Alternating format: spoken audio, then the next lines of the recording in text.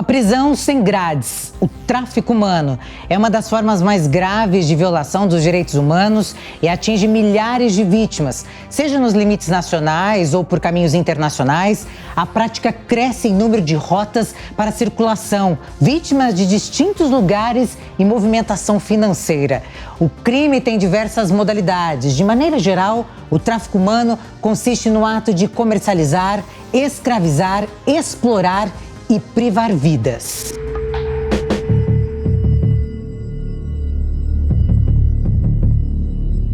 O crime de tráfico de pessoas não é algo atual. Na Idade Média já existia. Nas últimas décadas, essa violação dos direitos humanos ganha mais amplitude mundial.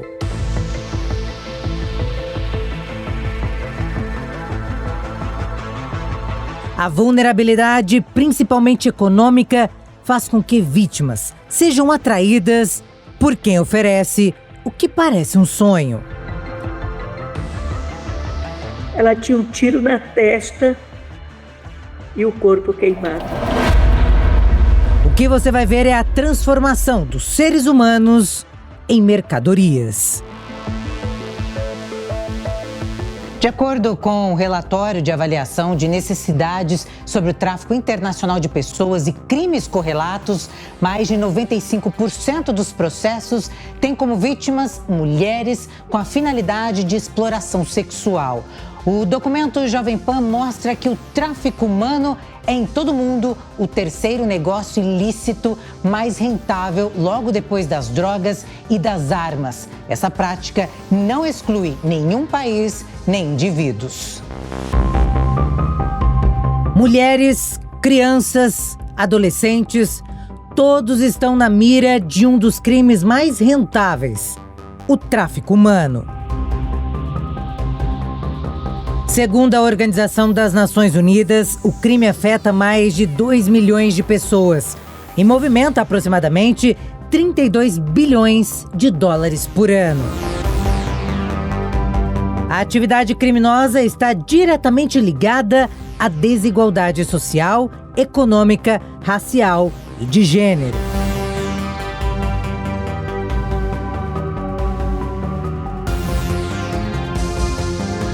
Este ano, o tema ficou ainda mais em evidência depois do rapto do menino de 2 anos em Santa Catarina, que pode revelar a ponta do iceberg de um esquema de tráfico de pessoas no país.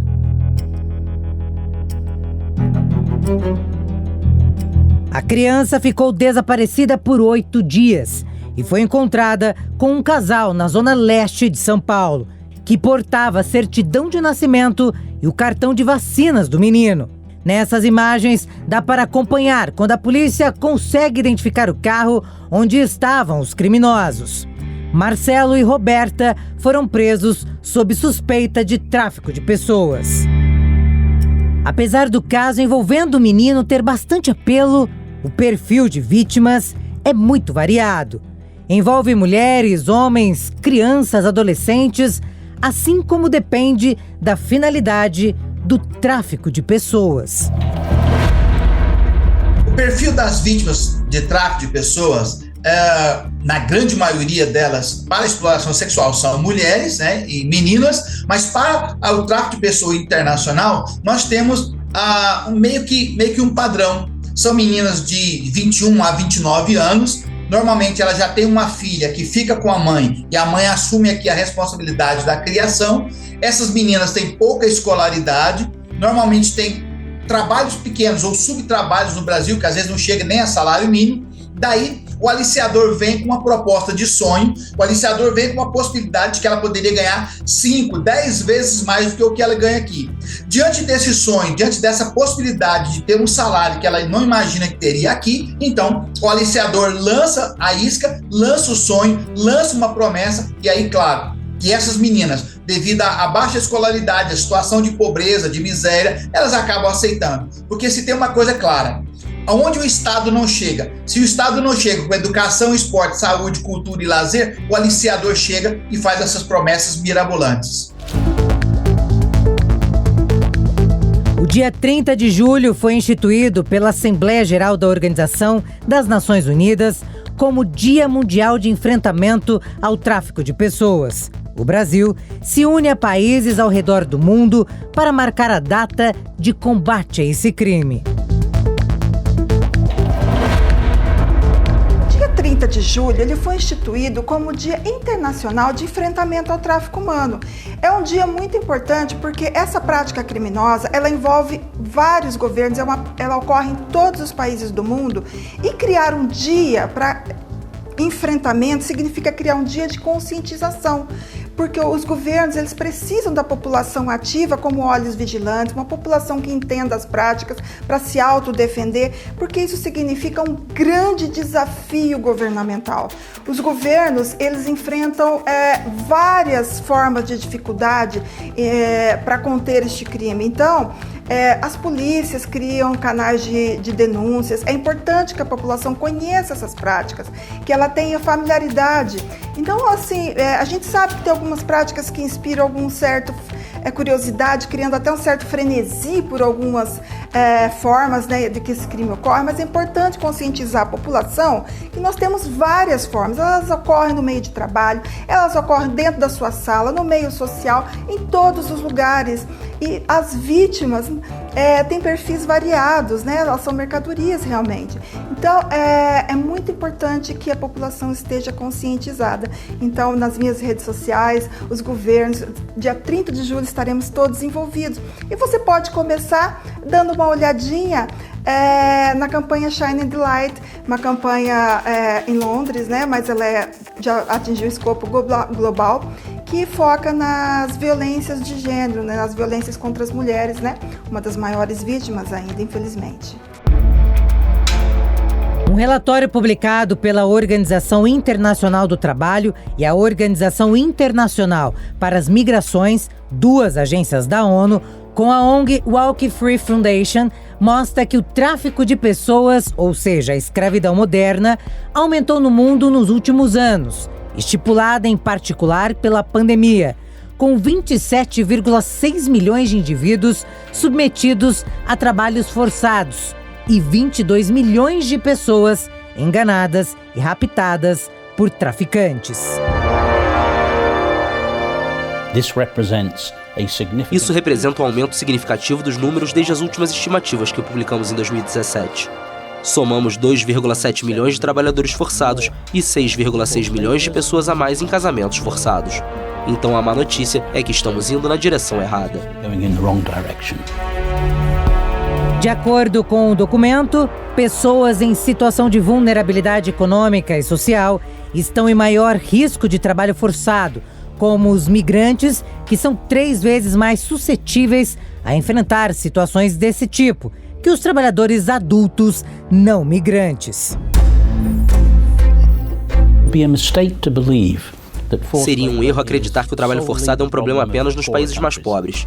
Bastante surpreendente para muitas pessoas, em países de maior renda você também encontra trabalho forçado, e a exploração sexual é uma grande parte disso. Então é um problema muito complexo, muito variado. Acho que o ponto é que nenhum país é irrelevante nesta luta. Devemos trazer todos os países para essa discussão.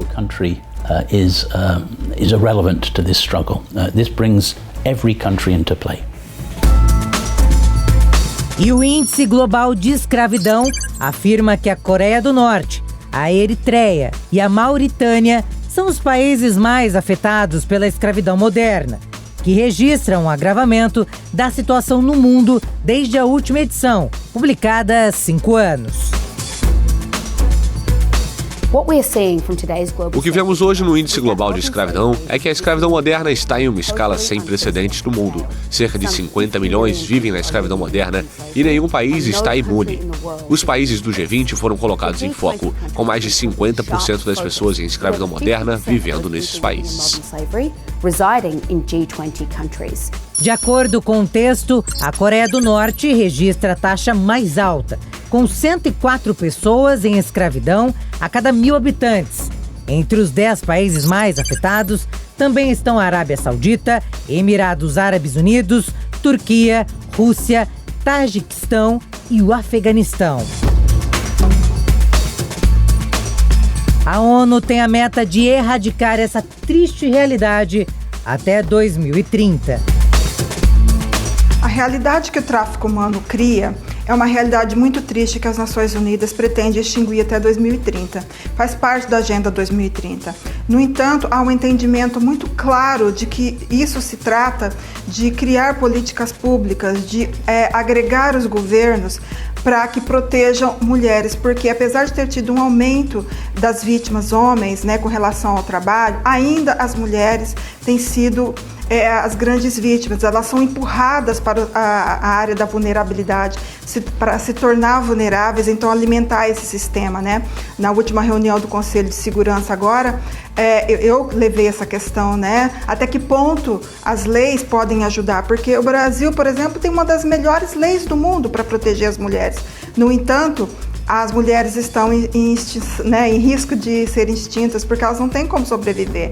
É necessário, né, que os aplicadores da lei entendam que se uma mulher pede alimentos, para ela, para seu filho, ela tem o direito, a lei lhe dá esse direito, é uma necessidade, isso não é um luxo.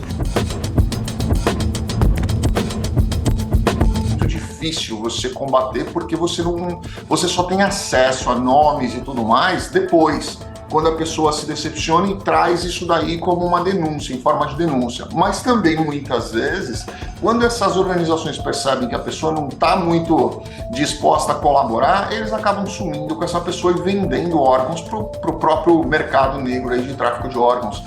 Há anos, os Estados Unidos luta contra esse crime que só se alastra. Várias ações são realizadas, como nas estações de trem, que são repletas de anúncios de campanha contra a exploração sexual. Autoridades também trabalham junto a hotéis, seguranças, motoristas de ônibus e de aplicativos para que reconheçam os sinais de alguém que está sofrendo de escravidão sexual. Você precisa ter muito mais do que uma iniciativa do governo dos Estados Unidos ou de Portugal ou de qualquer outro país que vai receber essa pessoa, né? Ou que essa pessoa vai entrar lá nesse país de uma forma ilegal ou através de um traficante qualquer. Você precisa conscientizar essa pessoa na origem. E se o governo brasileiro não tiver essa parte de conscientização e dar a essas pessoas aí a possibilidade de elas permanecerem no Brasil ou em qualquer outro país, com dignidade, com estrutura e tudo mais, essas pessoas vão querer sair de qualquer jeito. E elas vão querer sair, seja para Estados Unidos, seja para Portugal, seja para qualquer outro país da Europa ou até mesmo para qualquer outro país da América do Sul. Então, eu acho que tudo vai começar com a própria conscientização local, com governos locais fazendo essa conscientização e mostrando o que realmente essas pessoas correm desses riscos. Catarina foi vítima de tráfico de pessoas e revela como tudo aconteceu. Quando tinha 13 anos, fui vendida pela minha inocência como uma pequena virgem americana, mas consegui escapar do tráfico. Experimentei isso dos 13 aos 17 anos em um hotel. Os turistas sexuais vinham de todo lugar para Miami Beach para comprar sexo. Nos Estados Unidos, uma organização sem fins lucrativos ajuda sobreviventes do tráfico humano a ressignificar rastros do passado. Com tatuagens, esse pequeno estúdio da Flórida ampara mulheres que foram vítimas da exploração sexual.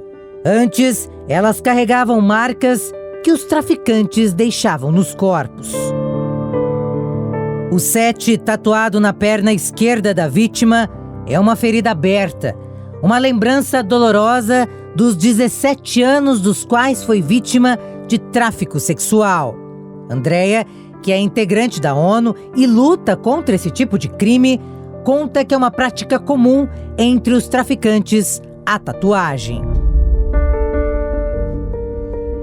Essa prática de tatuar o corpo das vítimas de tráfico humano, ela já foi descrita por um sociólogo canadense, né, que morreu em 1982, chamado Ivan Goffman, como mortificação do eu.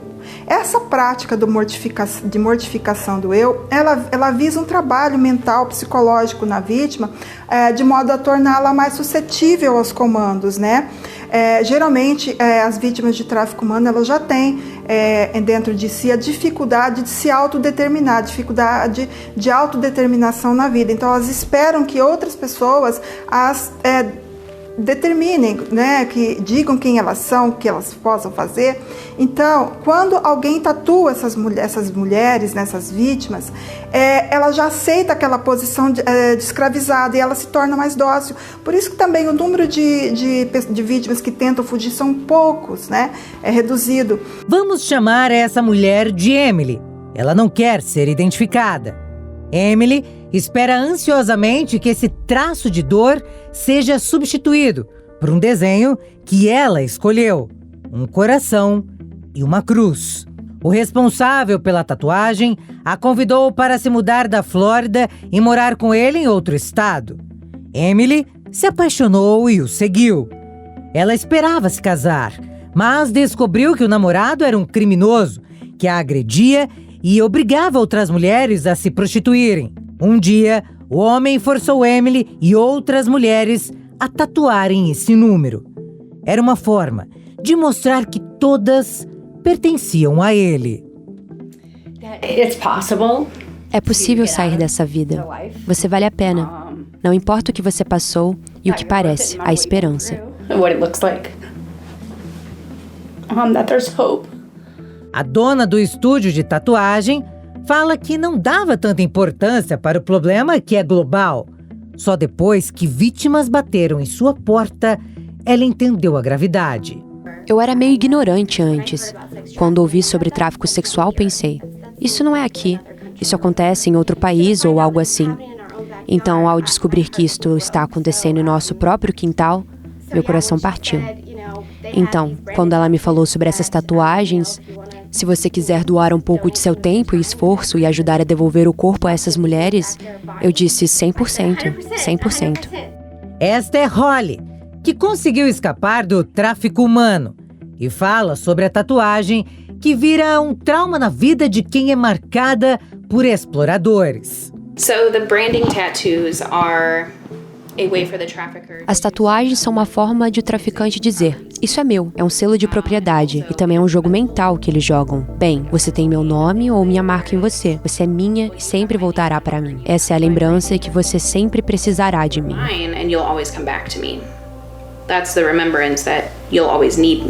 Breana, de 29 anos, conhece muito bem o trabalho da ONG porque antes de trabalhar nela, era uma das beneficiárias.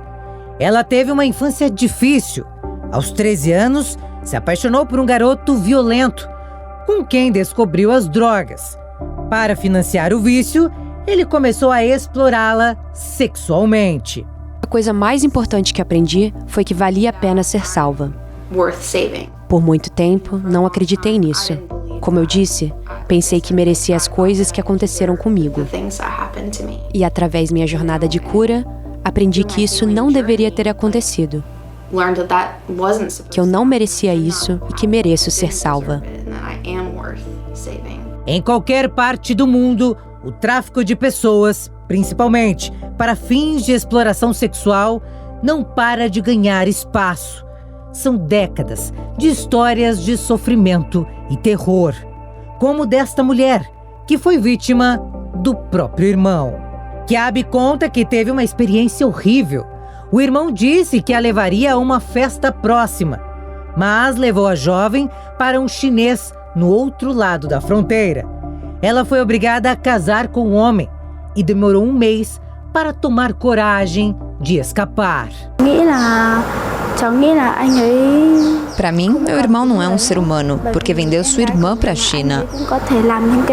Kiabe procurou ajuda da polícia chinesa até ser levada para este abrigo, para mulheres vítimas do tráfico humano, no norte do Vietnã. A maioria delas pertence a etnias minoritárias na região. A maior parte é de mulheres que vivem isoladas em áreas montanhosas e são levadas para a fronteira porque não há informação. Por isso, enganam e vendem a gente para o país vizinho. Um pequeno rio separa os dois territórios. Então, conter o crime não é tão difícil. Já encontrar as vítimas, uma vez que foram levadas, é quase impossível. Não há dados sobre o número de mulheres vendidas. Algumas vão parar em bordéis, outras permanecem em um casamento forçado. Kiabe e tantas outras carregam amarguras e vivem presas, onde não existem grades. Onde menos esperamos, também existe oportunismo desses criminosos.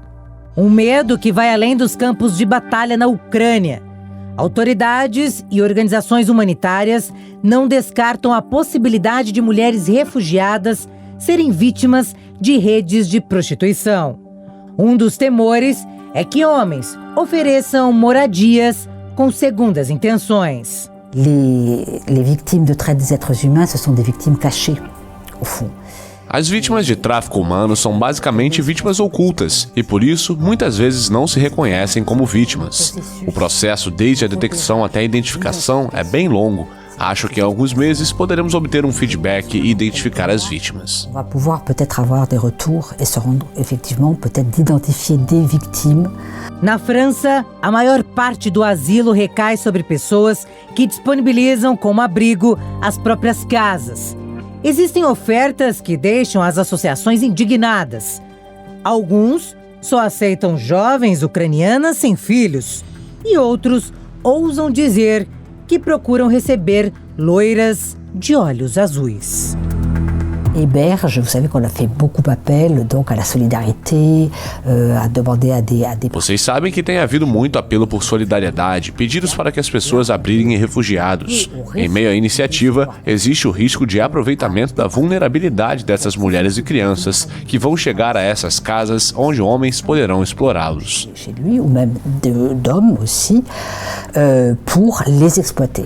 Para detectar o problema, as organizações foram treinadas e os voluntários começaram a exigir requisitos e documentos dos anfitriões. Os grupos de triagem também alertam os refugiados para nunca deixarem documentos de identidade com os responsáveis pelos abrigos. Aujourd'hui, on n'a pas de cas avérés de traite des êtres humains. Até hoje não há casos comprovados de tráfico de pessoas. Por outro lado, sabemos que às vezes há suspeitas e dúvidas sobre crianças e mulheres que são explorados sexualmente ou usados para cometer crimes e mendicância forçada. A exploração laboral também não é descartada.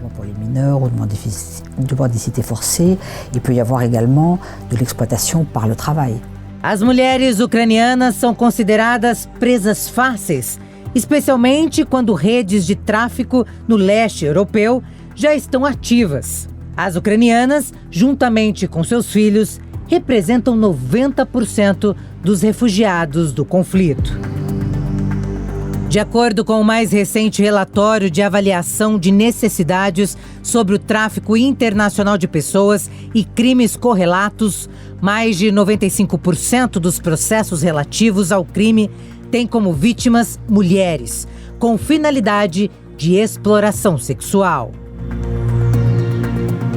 Uma coisa que impressiona no tráfico de pessoas é que a vítima, quando a vítima chega no local de destino, as histórias são praticamente as mesmas. Elas receberam uma proposta, receberam uma promessa, quando chega lá, o passaporte é retirado, ela já recebe de cara uma dívida de 10, 15 mil euros, né? Então ela tem que trabalhar para cumprir essa promessa, ela tem que pagar essa promessa, só depois o aliciador vai devolver a documentação e assim por diante.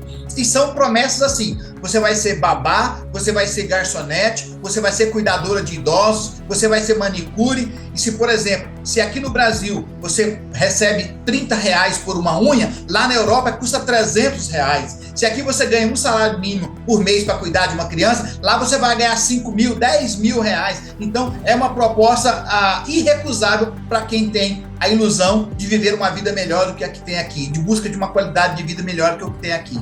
Vários países endurecem as leis para esse tipo de crime. Há 2 anos, a justiça britânica condenou a penas de até 27 anos de prisão criminosos envolvidos com o tráfico de pessoas.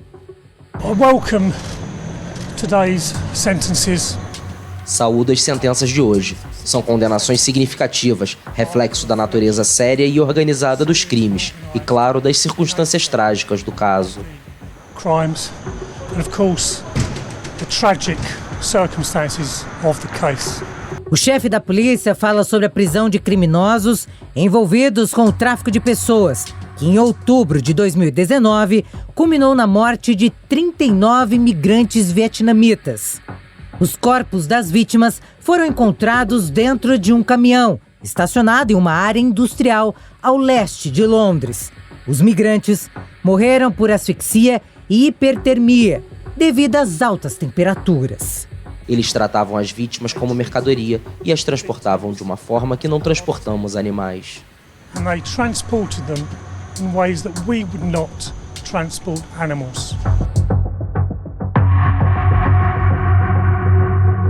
No Brasil, entre 2012 e 2019, foram registradas 5.125 denúncias de tráfico humano no Disque Direitos Humanos e 776 denúncias na Central de Atendimento à Mulher. Entre os anos de 2010 a 2022, foram contabilizadas 1.901 notificações no Sistema de Informação de Agravos de Notificação do Ministério da Saúde. Além disso, 60.251 trabalhadores foram encontrados em condições análogas à escravidão entre 1995 a 2022, segundo os dados do Observatório da Erradicação do Trabalho Escravo e do Tráfico de Pessoas. Esses números não representam a totalidade de casos existentes no país. A suposição é de que haja muito mais, uma vez que não há um sistema unificado de coleta de dados sobre o tema. Nós temos uma grande dificuldade com a questão de números do tráfico, porque, na verdade, o tráfico de pessoas, embora seja o terceiro crime mais rentável, disputando com drogas e armas, ele é um crime subnotificado, também é um crime invisível, né? Porque ninguém sai do Brasil, por exemplo, com uma tarja, né? Com um código de barra dizendo que aquele é um produto de venda. Embora o tráfico de pessoas consegue fazer a pessoa transforma a pessoa numa coisa, né? O ser humano acaba sendo coisificado, ou seja, ele se torna um produto para ser vendido.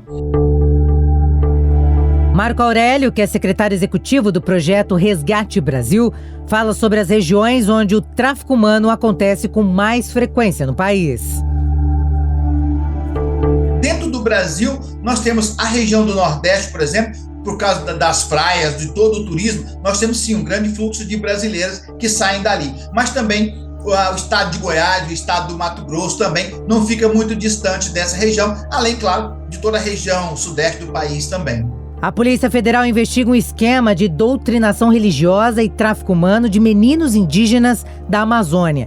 A Associação Solidária Humanitária do Amazonas é suspeita de converter indígenas ao Islã e levá-los à Turquia. E porque as crianças indígenas do Amazonas elas entraram nesse mapa de vulnerabilidade, elas estão sendo levadas para outros países, que aqui eu vou chamar de uma atividade de recrutamento, né? Infelizmente, essa atividade de recrutamento está se tornando cada vez mais comum, porque as famílias estão ali dentro desse cenário, né? Elas precisam buscar aquilo que é necessário para a vida delas e acreditam, né? Elas veem, inclusive aqui no Brasil, outras pessoas tendo acesso à universidade, acesso à alimentação, então elas também querem isso, né? Suas famílias querem isso para suas crianças. Elas não sabem para quem estão entregando. E muitas vezes também esses traficantes, eles chegam vestidos de pessoas sérias, né? De pessoas lícitas e idôneas, e muitas vezes estão realmente registrado como pessoas lícitas e idôneas. Então, essas comunidades indígenas elas não têm a menor chance de identificar esse risco e se proteger, né? Agora, precisa que os governos, né, estejam realmente alinhados, né? E nesse momento há, sim, um alinhamento muito grande entre as organizações, as instituições do Brasil, junto com as Nações Unidas, que agem ali de uma maneira conjunta, coordenada e conseguem fazer um trabalho, mas é um pouco lento, né? Mas é assim que deve ser. 5 indígenas que participavam do programa foram deportados da Turquia após ficarem 3 semanas detidos em Istambul. A Polícia Federal investiga quais eram as atividades dos jovens na Turquia. Infelizmente, as crianças indígenas que vivem na região do Amazonas, elas entraram no mapa de vulnerabilidade, principalmente por causa das políticas dos últimos anos que retiraram, né, a sua capacidade de sobrevivência, as organizações que adentram ali, modificando a cultura dessas crianças, as tornam vulneráveis. E o que elas estão passando agora é por uma fase do tráfico humano chamado de recrutamento. Tá? O que está acontecendo ali são organizações envolvidas com tráfico humano, né, que não são organizações lícitas, obviamente, que vão ali recrutar essas crianças. Para quê, gente? Elas levam essas crianças para a região da África subsaariana, elas levam para o Oriente Médio, onde há um movimento de recrutamento de meninos para soldados do terrorismo e as meninas para esposas desses soldados. Às vezes eles criam uma comunidade, né, dentro da religião deles, que a prática ali, a maior prática é o Islã. E veja, é uma prática de recrutamento ao tráfico humano para alimentar o terrorismo, né? Que as nossas crianças indígenas, dada a vulnerabilidade, estão se tornando alvo constante, né? O líder da Associação Solidária Humanitária do Amazonas teve seu passaporte, computador e celular apreendidos. O sigilo fiscal e bancário dele também foi quebrado. Outras 7 pessoas, entre turcos e brasileiros, são suspeitos de envolvimento em um esquema de doutrinação religiosa e tráfico humano. Outro dado importante é que um levantamento do Relatório Nacional sobre Tráfico de Pessoas no Fluxo Migratório Venezuelano identificou inquéritos e processos judiciais em andamento, referentes a situações de tráfico com venezuelanos. Esse relatório apontou formas possíveis de exploração, como a sexual, adoção ilegal de recém-nascidos, casamento servil e casos de mulas, de tráfico de drogas. Essa mulher, que é venezuelana, ajuda vítimas de tráfico humano e explica como os aliciadores atuam. Elas são tanto pela internet como pessoalmente, e vai desde antes delas chegarem aqui, muitas são contatadas, por exemplo, pelos grupos, Facebook, inclusive já me escreveram pessoalmente, pessoas, homens, perguntando, você conhece mulheres que desejam vir para cá? Eu tô solteiro, tô precisando de alguma esposa, pelo estilo, sabe? Assim, tem esse tipo de chamados que poderiam ser um modus operandi, como também procuram, mulheres para algum trabalho e depois ser para outro. Então, assim, nos grupos do Facebook, dá para encontrar muitas pessoas procurando esse tipo, ou também de, eu tô querendo uma esposa para me casar, para me atender, tal.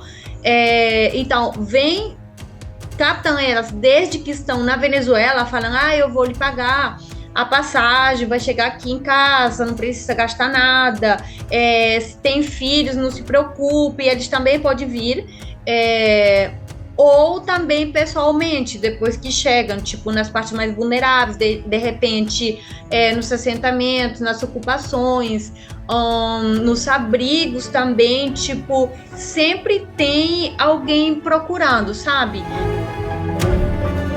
Esse é um tipo de crime que ele é interligado a outros crimes. Então, por mais que a gente isole ao falar dele, porque é necessário, porque existem características muito específicas com relação a esse tipo de crime, mas ele está vinculado também ao tráfico de armas, ao tráfico de drogas, enfim, são crimes que estão sempre interligados de alguma forma. E eles servem não só para financiar grupos criminosos, como também grupos terroristas. Então, nós temos uma gama bem grande do tipo de exploração e quem se utiliza desse crime para se autofinanciar. A humanidade levou séculos para efetivamente começar a lidar com o tráfico humano. E mesmo com os avanços legislativos e jurídicos possibilitados, principalmente no século XXI, essa prática continua a ser comum.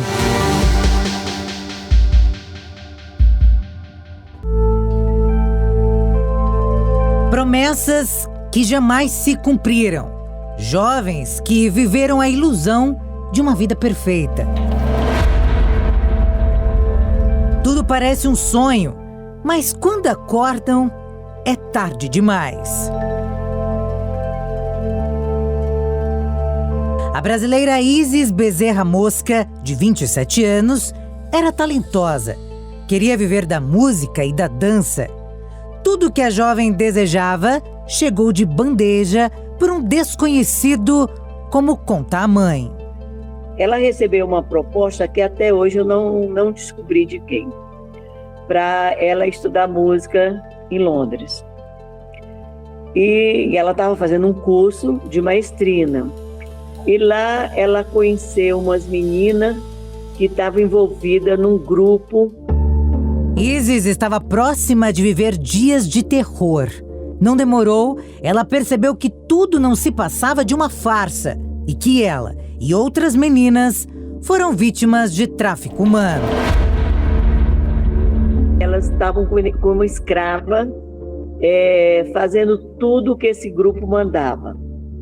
Aí ela foi cantar nas ruas, conseguir dinheiro para dar passagem para essas meninas virem embora para o Brasil. E ela foi ameaçada. Quando ela me falou isso que ela fez, eu falei, Isis, você fez errado. Ela falou, não, mãe, eu fiz certo que você faria. Eu falei, mas no Brasil, fora do Brasil, isso é uma máfia. Aí ela falou, essa máfia, mãe, tira a mulher brasileira do Brasil e leva para... Eles tiram gente para vender órgão, tiram gente do Brasil para prostituição, para mula de tráfico, para um monte de coisa. E a Isis começou a bater contra isso. Mas eu nunca soube quem foi a pessoa que levou a Isis daqui. Depois, quando ela termina o curso, ela aceitou uma proposta para trabalhar numa empresa no México. E lá ela era uma multinacional e ela me disse que ela tinha 2 tardes e o sábado, que ela ia montar uma escola de música. Mas ela disse, até então ela está tranquila, porque ela era uma ilustre desconhecida. Ela tinha brigado em Londres com esse grupo, tinha conseguido passagem e acho que ela mandou 2 ou 3 meninas de volta e ameaçaram ela quando ela vai para o México. E enquanto ela não se projetou, ela era uma ilustre desconhecida, estava tudo bem. Ela estava trabalhando, dando aula de música. Aí teve um concurso no México, tipo o BBB aqui. E ela ganhou. Ela ganhou notoriedade, ela ganhou conhecimento, ela ganhou dinheiro. E o pessoal voltaram a atacar ela, porque aí ela tornou-se uma pessoa conhecida. E ela me disse, mãe, eu sou teimosa, tem um pessoal aqui me perseguindo, tem um pessoal que faz tráfico de mulher brasileira que vem, que aqui são usadas para tudo. Brasil de amor eterno, seja assim. Com a fama em ascensão, Isis começou a ter os passos vigiados a todo momento. Ela veio visitar a família no Brasil, mas o telefone não parava de tocar. Eram os traficantes, em busca da jovem. Logo, Isis voltou para o México. Mãe, eu tenho que ir. Eu falei, mas por que, Isis? Você não tem que ir. O que ficou lá seu, deixa para lá. Ela falou, não, eu tenho que ir. E ela foi. Ela me liga um dia de madrugada, me liga um pessoal dizendo que tinha sequestrado ela. Aí eu entrei em contato com a autoridade, chorei, gritei, fui no Itamaraty, fui na Embaixada do México. Depois ela apareceu, que estava tudo bem, que ia fazer um show, e ela foi para esse show. E eu nunca mais vi a Isis. Isis foi morta. Segundo a mãe, a filha foi vítima de traficantes cruéis. A jovem, por ser audaciosa, sabia que tinha sido enganada e tentava de tudo para escapar das mãos dos criminosos. Eu fiquei 90 dias na Embaixada do México, chorando, várias emissoras me ajudando, tudo. Eu fiquei 6 meses sem achar o corpo dela. Depois de 6 meses, alguém me passa um e-mail dizendo onde ela estava, e estava o corpo, porque o casal que estava com ela, que eu vou já chegar lá, era mexicano, eles enterraram, e ela jogaram lá num gavetão, que após 90 dias, eles já destrói o corpo. Mas o corpo dela não foi, ninguém jogou no valetão, ela ficou lá. E quando me passaram esse e-mail, dando o número do local, tudo direitinho, eu fui para a Polícia Federal. E a Polícia Federal fez o exame de DNA no corpo, fez nos meus filhos, e daí foi detectado que era o corpo dela. Ela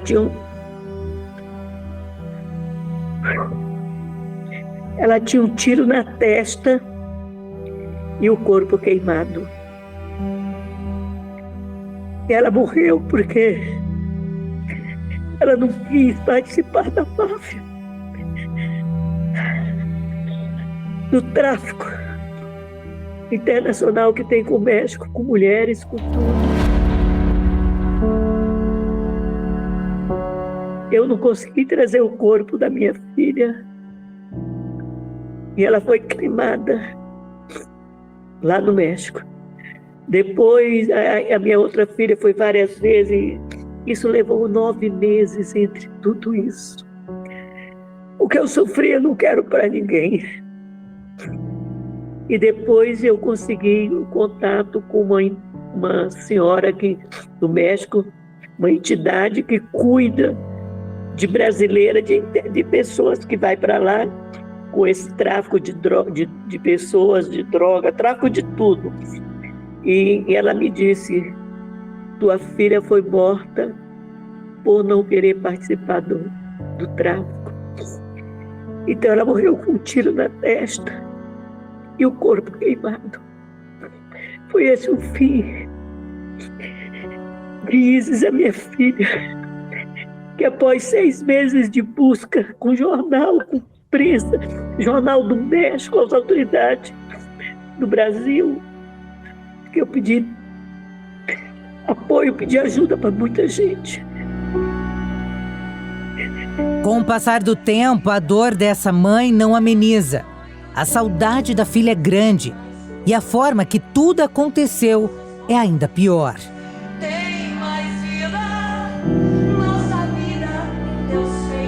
A maior crueldade do mundo é a maior crueldade que uma mãe pode passar, que alguém pode fazer com uma mãe. Eu gostaria muito que as mães brasileiras, que as moças não entrassem no sonho, que às vezes você vai na ilusão e um deslize, uma coisa, você perde a vida. E você sabe o que é para você perder uma filha no auge da carreira. Eu só sobrevivi porque eu me agarrei muito com Deus. Mas eu não dormia, eu não comia. Eu andava parecendo um zumbi, sem ter paz, sem ter sossego. Eu ia para a igreja às 5 da manhã, eu ficava na porta da igreja. Quando a igreja abria, eu assistia o culto das 6, eu chorava até às 9 horas. Foi o pior dia da minha vida. Porque você descobrir que sua filha foi morta e deram um tiro no meio da cabeça, entre os 2 olhos, e que depois queimaram o seu corpo para não ter identidade, não ser identificado. Mãe nenhuma quer isso. Mãe nenhuma. E até hoje, dificilmente eu sei sorrir, apagaram meu sorriso. Não mataram só ela, não, mataram a mim também. Estou tendo essa entrevista porque eu quero ajudar outras mães. Eu quero ajudar outras famílias brasileiras. Eu quero ajudar outras moças brasileiras que não passem pelo que eu passei. Porque a crueldade de perder, eu não perdi minha filha. Tiraram ela de mim da maneira mais cruel do mundo. Os aliciadores são sorrateiros, sabem onde localizar vítimas e o que elas querem. Tem que ter muito cuidado, porque eles são aliciadores, eles vêm de mansinho. É tipo a pedofilia, é uma corrente maldita no mundo inteiro. Eles vêm com muita mansidão, eles se aproximam da família, eles vão conversar, fazem propostas fantásticas e as pessoas terminam, porque todo mundo, somente o artista, né? Ele quer uma oportunidade. As meninas que querem ser modelo, que querem desfilar, que querem cantar, que querem, enfim, crescer como artista, elas correm esse risco de estar no meio da mata e depois para sair não sair, porque a saída é o caixão. Luana Maciel, 39 anos. Ela é uma sobrevivente do tráfico internacional de pessoas. Luana viu na oportunidade de trabalho oferecida por um conhecido a chance de mudar sua história. A mulher tinha uma vida difícil no Brasil. Eu decidi aceitar a proposta de emprego nos Estados Unidos porque eu vivia um relacionamento abusivo. E esse relacionamento abusivo, ele só se escalava. Então, eu me vi numa situação onde eu não tinha apoio. Eu tinha pouco apoio de poucos familiares. Muitas pessoas não entendiam a situação que eu estava passando. Eu também tinha muita vergonha de falar a respeito. E houve um episódio onde o pai das minhas filhas, ele foi preso em flagrante por tentativa. Ele tinha um plano de tentar matá-las para poder me ferir. Então, ali foi a gota final e eu falei, eu tenho que sair daqui. Quando chegou nos Estados Unidos, com as filhas e uma amiga, a tranquilidade de uma vida de paz não foi o que aconteceu com ela e com muitos outros brasileiros traficados nos últimos anos. Quando eu cheguei aqui, essa pessoa que me prometeu o trabalho, ela alugou o carro no nome da empresa. As passagens foram compradas no nome da empresa. Essa proposta também foi estendida a uma amiga que coincidentemente era uma amiga de infância que trabalhou para a embaixada em um contrato diferente, acabou vindo comigo, nós viemos juntas inclusive. Ela veio com o filho dela e eu vim com as minhas 2 filhas. Então nós chegamos aqui, nós tínhamos carro alugado, as crianças foram matriculadas na escola, nós chegamos em Miami, na Flórida. E a sede da empresa era em Chicago. Então, o que eles falaram pra gente é que a gente tinha que passar um tempinho ali na Flórida, porque eles estavam abrindo um novo escritório ali na Flórida, mas que depois nós iríamos nos separar, ia ver quem ia trabalhar em Chicago e quem queria ficar na Flórida. Tá, chegamos, tudo foi completamente no nome das companhias. Passagem de avião, não tinha como desconfiar de absolutamente nada. Lá ela foi obrigada a fazer serviços domésticos e sexuais. No desespero, para proteger as filhas menores, Luana fazia tudo o que era ordenado. Vivia dias de terror. O abuso sexual, ele aconteceu. Ele aconteceu com a menina que veio comigo. E ele aconteceu comigo. E foi aí onde nós ficamos realmente muito mal e a gente já não dormia, a gente já não sabia o que fazer, então ficávamos 24 horas basicamente pensando o que nós poderíamos fazer para fugir daquela situação, denunciar para a polícia. E houve vários atentados, nós tentamos várias vezes. Por exemplo, as crianças, elas iam para a escola, mas a ida delas para a escola e a volta delas para a escola era totalmente monitorado. Os vizinhos, as casas do lado e atrás e a casa da frente eram familiares dessas pessoas. Então, nós não podíamos sair de casa ou tentar fugir porque a casa era vigiada. Luana e a amiga eram monitoradas. Vizinhos da casa onde estavam presas eram familiares dos exploradores. Elas tentavam de tudo para escapar. mas parecia impossível se livrar dos criminosos. Quando ele às vezes desconfiava que a gente estava com plano de sair ou alguma coisa, a porta do porão era trancada. Então era muito complicado, era tudo muito vigiado, tudo muito minucioso. E uma das vezes que nós tentamos escapar foi quando o filho da minha amiga ficou doente. Nós fomos até a escola, nós chamamos a diretora, o filho desse homem foi nos acompanhando e a diretora, nós fizemos um sinal para a diretora percebeu que tinha alguma coisa errada, ela pediu para ele se retirar, ela chamou a polícia na escola, nós fizemos uma reunião com a polícia, nós falamos para o policial que a gente estava presa numa casa, que a gente não conseguia sair. Eu não sei se ele não entendeu, se a história pareceu muito louca, ele simplesmente disse que nós tínhamos que sair e denunciar na delegacia. Então, foi muito frustrante porque, mais uma vez, a gente não conseguiu fugir. Por várias vezes, as vítimas esperavam o traficante dormir para fazer algum contato com agentes de segurança. Uma vez, em uma única chance, Luana conseguiu ligar para o consulado brasileiro e deixou metade de uma mensagem de voz. Uma vez nós tentamos roubar o telefone dele e eu cheguei a ligar num número de emergência na embaixada. Tudo foi pesquisado no telefone dele, porque nós não tínhamos mais telefone. Tudo nosso telefone, passaporte, foi tudo confiscado. E nossos telefones foram quebrados, inclusive. E a ligação ela foi para uma mensagem de voz.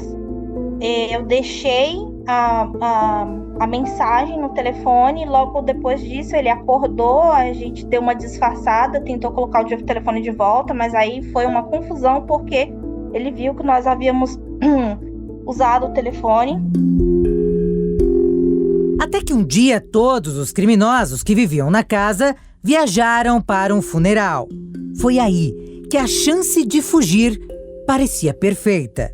As mulheres descobriram uma janela escondida atrás de madeiras.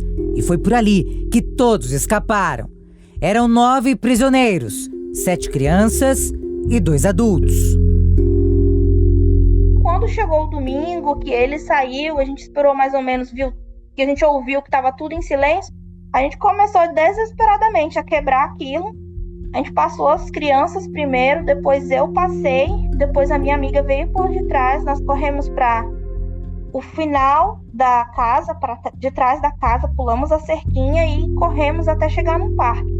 E uma das crianças, que era sobrinho dele, entrou em contato com a mãe, que é irmã do cara que fez isso, e ela foi quem levou a gente para a corte, porque aqui você não tem uma delegacia, né? A delegacia fica dentro da corte. Então, levou a gente para a corte e lá nós prestamos depoimento, contamos para a polícia tudo o que aconteceu. Depois de tudo que passou presa em um porão, Luana mudou com as filhas para Indiana. Teve que viver nas ruas, passou fome e frio. Depois, ela descobriu a Rede Nacional de Tráfico Humano nos Estados Unidos, onde conseguiu apoio. A instituição ajudou com moradia e regularizou o status imigratório da família. Foi um fardo muito grande, e é um fardo muito grande que eu acho que todos nós carregamos. Por exemplo, eu não posso falar muito da menina que veio comigo, mas ela teve muitos problemas.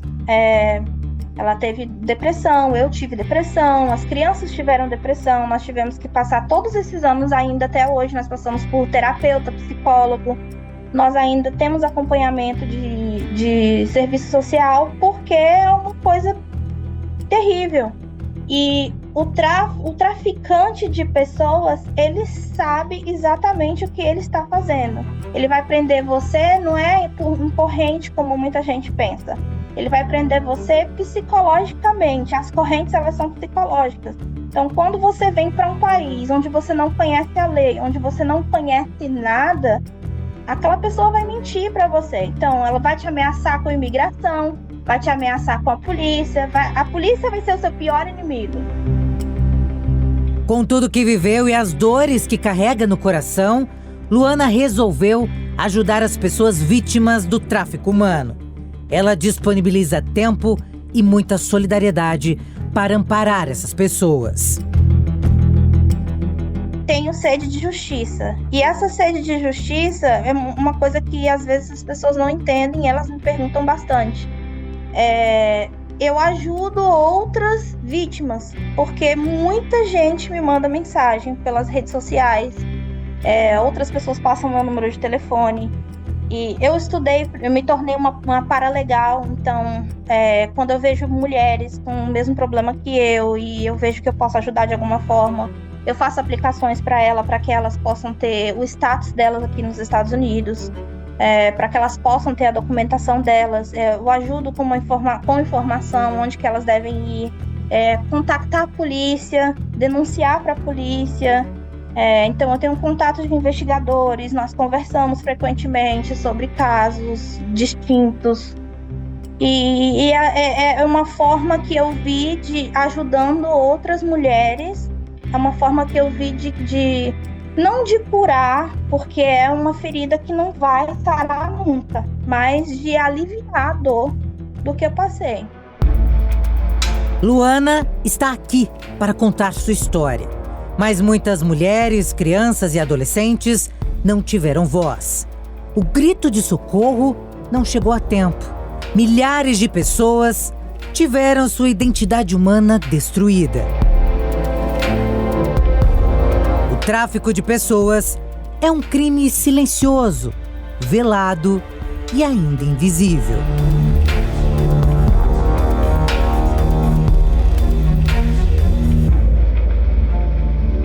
O Documento Jovem Pan fica por aqui. Para rever o programa, só acessar o canal do YouTube da Jovem Pan. E não esqueça que estamos no aplicativo Panflix.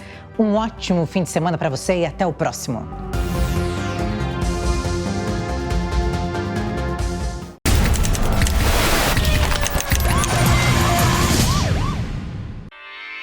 Realização Jovem Pan News.